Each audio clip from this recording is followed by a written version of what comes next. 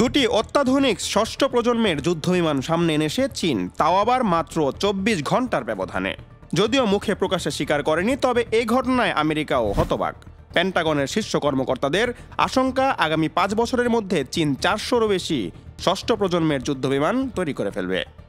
এমন পরিস্থিতিতে আমেরিকার পক্ষেও চীনের সঙ্গে সামরিক ভারসাম্য বজায় রাখা কঠিন হতে পারে। চীনের এই উন্নত প্রযুক্তি ইতিমধ্যেই পাকিস্তানের নজর কেড়েছে।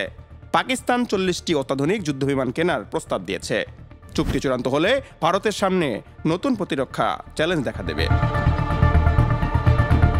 বিশেষজ্ঞদের মতে শি জিনপিং এর নেতৃত্বে চীন অতি দ্রুত ফাইটার জেটের উৎপাদন ক্ষমতা গড়ে তুলেছে, যা আমেরিকার পক্ষেও ৫ বছরের মধ্যে ধরা সম্ভব নয়।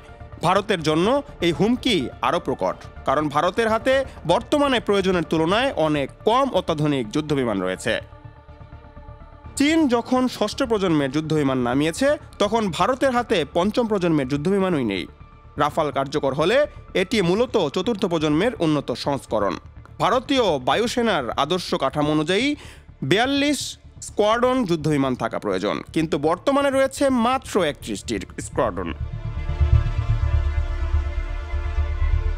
সামনের কয়েক বছরে আরও ৩ ডজন মিগ বিমান অবসর নেবে, যা ঘাটতি আরও প্রকট করবে।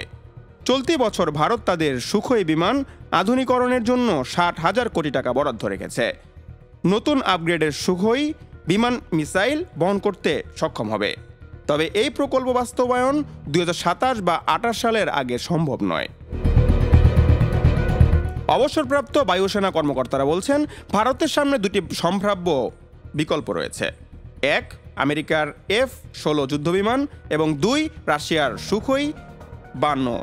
তবে আমেরিকার থেকে যুদ্ধবিমান কিনলে প্রযুক্তি হস্তান্তরের সম্ভাবনা কম। অন্যদিকে রাশিয়ার প্রযুক্তি হস্তান্তর করতে প্রস্তুত এবং ভারত উপযোগী আপগ্রেডেশন করতে রাজি।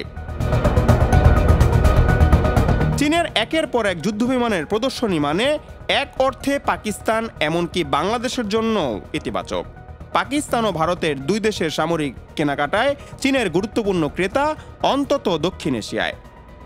সামগ্রিক অবস্থান প্রচণ্ড রকম চাপের মধ্যে আছে ভারত।